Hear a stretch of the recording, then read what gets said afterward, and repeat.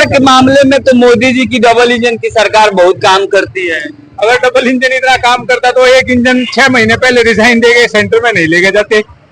काम ही नहीं हुए असल में ना, केवल धर्म और जात पात पे। हरियाणा में जाट और नॉन जाट का इशू बना दिया, पूरे देश में मुसलमान हिंदू का इशू बना रखा है। खाली बातों से तो काम चलने वाला नहीं। उनको पता था कि ये इंजन फेल हो चुका है, इस इंजन ने सरकार हरियाणा में बिठा दिया है, इसलिए उस इंजन को वो दिल्ली ले गए। कांग्रेस की सरकार, एक तरफा सरकार है, कांग्रेस आ रही है और भाजपा जा रही है।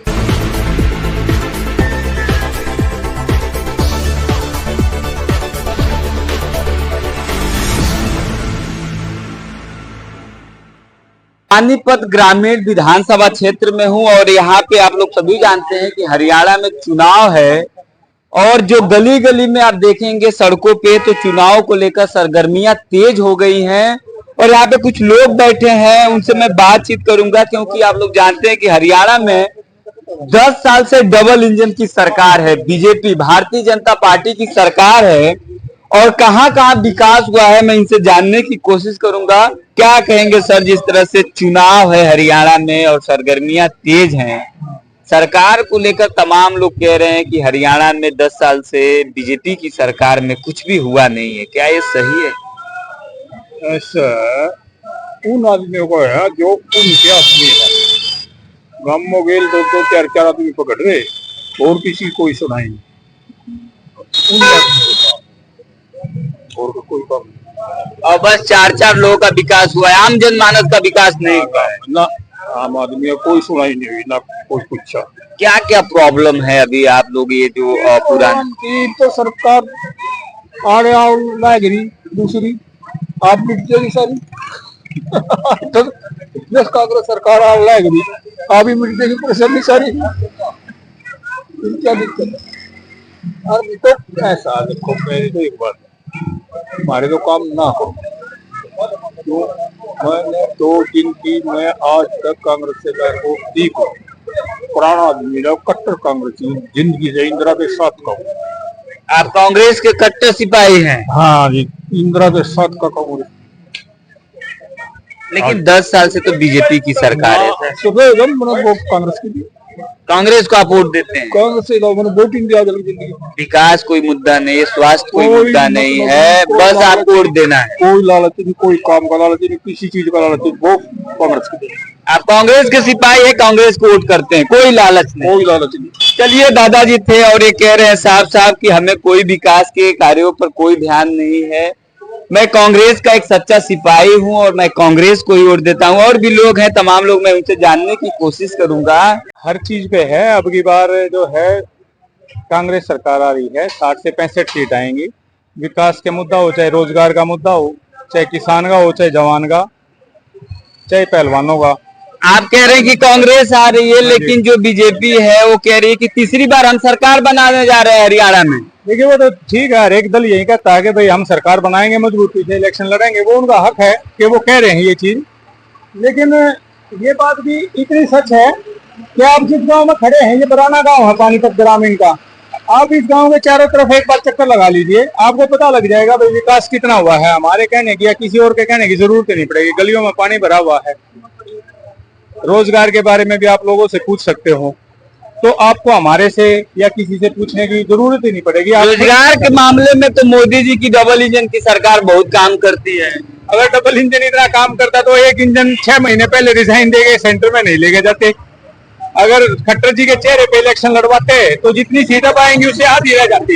एक इंजन को तोड़ के तो ये वापस दिल्ली लेके चले गए, उनको पता था कि ये इंजन फेल हो चुका है, इस इंजन ने सरकार हरियाणा में बिठा दिया है, इसलिए उस इंजन को वो दिल्ली ले गए। नहीं तो जितनी बीजेपी अब सीटें जीतेगी, अभी भी 20-22 सीट जीतनी है उसको, फिर 10-12 सीट रह जाती। खट्टर साहब ने तो कुछ किया ही नहीं, 90 सीटों में सिर्फ 20-22 सीट। ऐसा सर, करनाल लोकसभा से खट्टर साहब ने इलेक्शन लड़ा है। अब की बार, पिछली बार इस सीट से जो संजय भाटिया जी जीते थे, वो all over India second highest margin से जीते थे, 6.5 लाख वोटों से।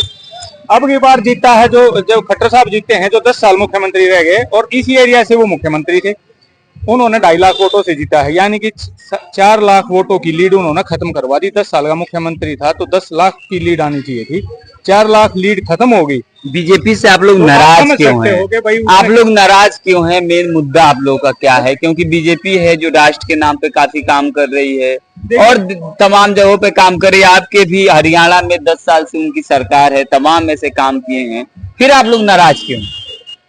काम ही नहीं हुए असल में ना, केवल धर्म और जात पात पे। हरियाणा में जाट और नॉन जाट का इशू बना दिया, पूरे देश में मुसलमान हिंदू का इशू बना रखा है, बाकी किसी चीज पे काम है नहीं। और फिर 10 साल में लोगों ने अच्छे से देख लिया कि भाई खाली बातों से तो काम चलने वाला नहीं है। अगर बात करेंगे तो ठीक है, आपने जाट और नॉन जाट यहाँ जातीय दंगे करवा दिए थे, अब वो चीजें लोगों को 10 साल के बाद समझ आ भी गई हैं। अब लोग कहते हैं भाई 10 साल आपको राज दे दिया, अब उन बातों को छोड़ दो, अब आप रोजगार की बात करो, अब आप विकास की बात करो, अब गांव में सड़कें हैं, गांव में पानी भरा हुआ, अब उसकी बात करो। वो तो हमने आपको समझ ली, सुन ली, आपने मंदिर भी बनाया, सारी चीजें कर दी, हमने आपको 10 साल वोट भी दे दिए हैं, सेंटर में फिर दे दी।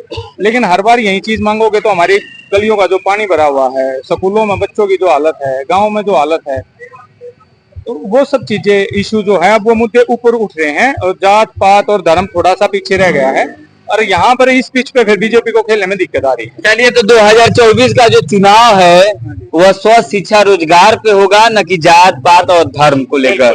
ये सारी चीजें अब खत्म होने वाली है और हरियाणा के लोग साफ तौर पे कह रहे हैं कि इस बार जो 2024 का विधानसभा चुनाव है वह स्वस्थ शिक्षा रोजगार को ध्यान में रखते हुए किया जाएगा। 10 सालों में जो भारतीय जनता पार्टी की सरकार थी वह स्वस्थ शिक्षा रोजगार की बात करती थी कि धर्म जात और मजहब की बात करती थी? काम तो बहुत करे जी जनता पार्टी ने। काम की है। हाँ, किया है जी। चलिए, 2 काम बताइए हमको, आप तो यहीं के हैं हरियाणा के। ग्रामीणों में काम बहुत कम हुआ है जी। ग्रामीण में काम नहीं हुए हैं? ग्रामीणों में काम नहीं हुआ है। तो हुआ कहाँ पर काम है? बस जैसा प्रदेश में जो काम किए हैं भाजपा ने वो तो अच्छे किए हैं, लेकिन ग्रामीणों में काम नहीं हुए। भारत एक कृषि प्रधान देश है और इसमें 65% जो लोग हैं वो ग्रामीण में निवास करते हैं।